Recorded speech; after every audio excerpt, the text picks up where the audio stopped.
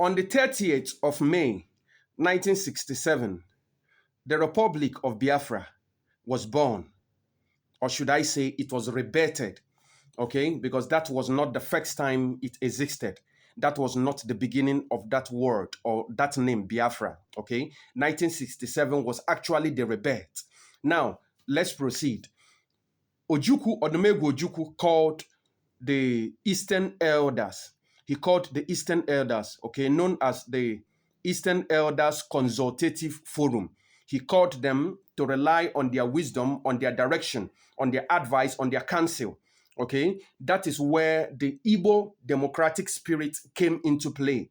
Okay, despite how educated, how learned Ojukwu was, despite how advanced, despite how exposed he was, he still relied on the wisdom, the guidance of the elders, okay, of the Igbo council elders, okay, and these elders was made up of various clans in Igbo land. Okay, we had the Ejo elders, the Ejo clan. We had the Ibibio, we had the Efik, we have the Ana. All of them, the whole clan that made up that makes up Biafra was all involved in this meeting, in this council. Okay, so now Ojukwu briefed them. This meeting was held. It was actually a 3-day meeting, but it ended on the 27th of May, 1967. Okay, the meeting ended on the 27th of May, and it was after the resolution of the meeting that Yakubu Gowon now petitioned the regions.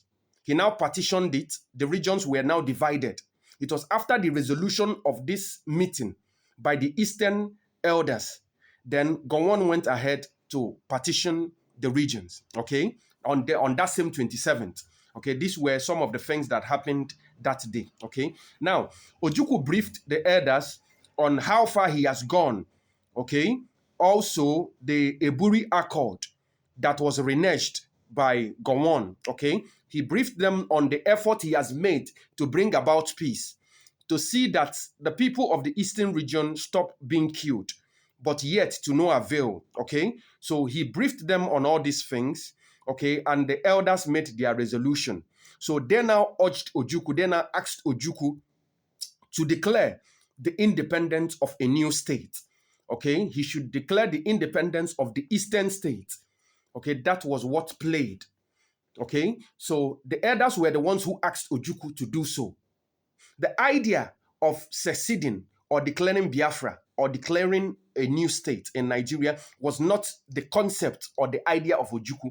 It was the idea of the elders.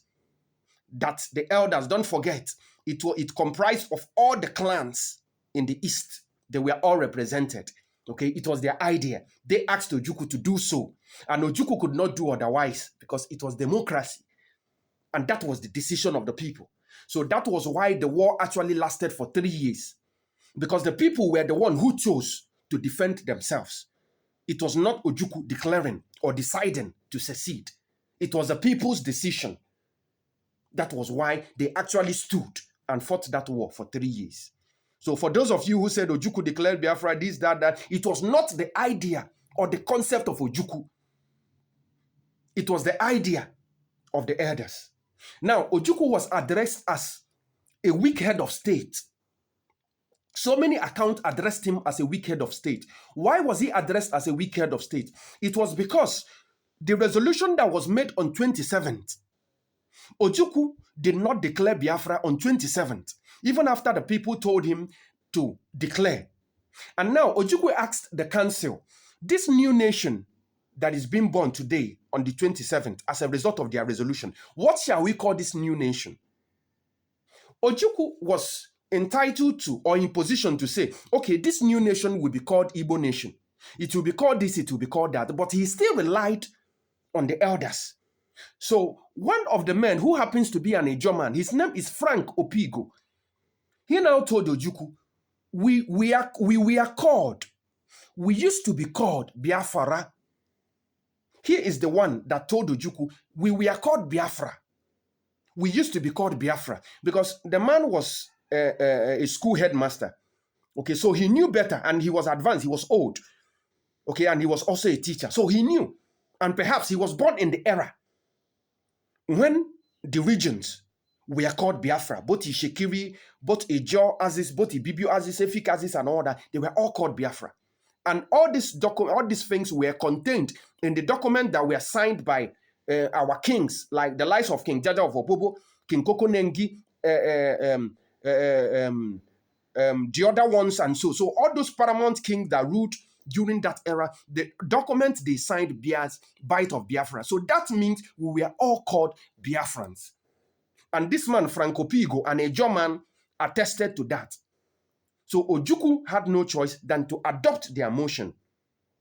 So Ojukwu was supposed to declare Biafra on 27th May 1967. He didn't do it. 28th May, he didn't do it. 29th May, he didn't do it.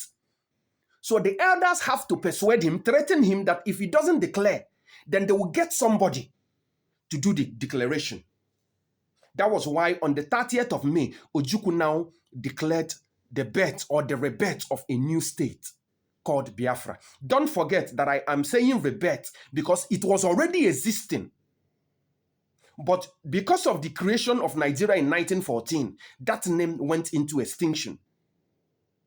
And its rebirth was in 1967. It came back again to retain its identity and its name. That was all about that name. That was how it came about. So on the 30th of May, Ojukwu declared the birth of a new state or a new nation called Biafra.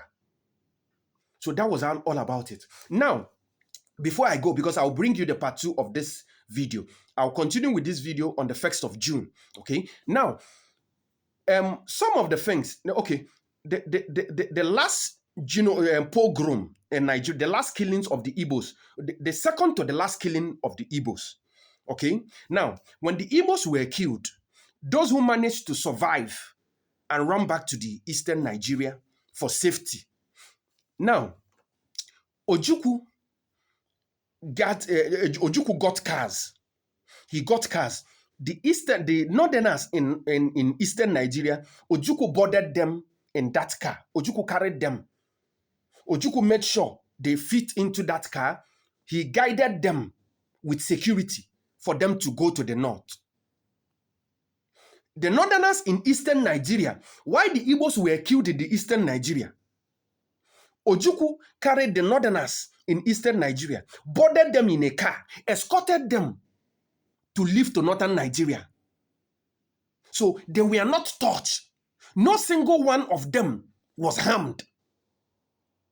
Meanwhile, the easterners were killed in northern Nigeria. That one, I have problem with that.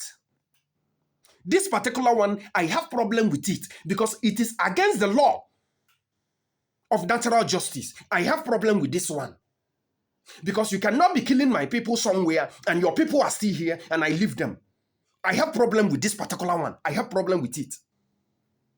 But Ojukwu sent them away. Now, Ojukwu went back and met Gowon. After he met Gowon, he came back to the people who flee from the north and came back to eastern Nigeria and told them that he has spoken with his friend Gowon. He always addressed him as his friend. He has talked with his friend Gowon, and Gowon has assured him that everything is under control now. So Ojukwu now advised the people that flee from the north and came back to the east to return back to the north that they have settled. Ojukwu asked them to return back to the north that he and his friend Gowon has settled. So the people went back to the north, believing on what Ojukwu has told them as a result of what he discussed with Gowon.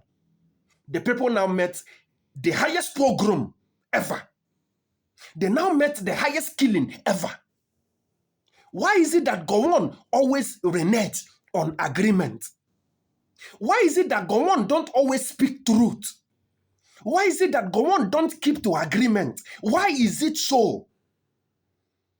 So all these things constituted the reason why the elders said, no, we cannot continue being killed this way. It is better we part ways with these people.